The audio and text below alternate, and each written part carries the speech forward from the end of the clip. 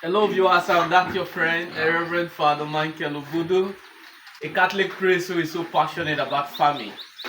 It was John Wesley in 1778 who actually made this first quote: "Cleanliness is next to godliness."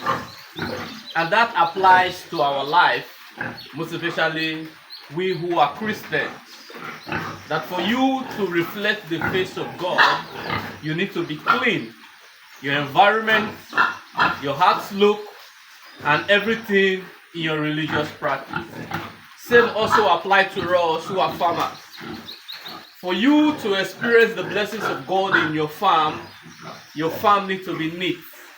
The animals themselves, you need to make them to be neat. Their feet, their environment, their water, and everything. If you must experience the blessings of God upon your farm, then cleanliness is very important. Hygiene is very important. For example, you cannot be praying and you are praying to God to bless the work of your hands so that you can have a good harvest. And when the farm itself is dirty, it's a breeding ground for bacteria. You don't give the animals good feed. You don't give them good water. The environment is dirty. Then tell me, how can God hear that your prayer?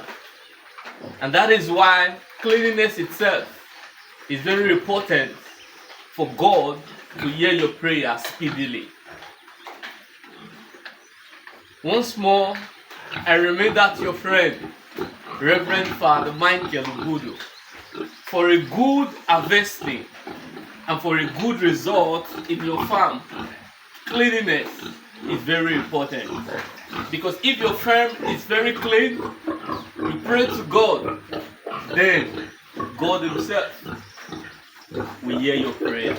Once more, I remain that your friend, Reverend Father Michael Obudu, a Catholic priest who is so passionate about farming. Thank you and God bless you.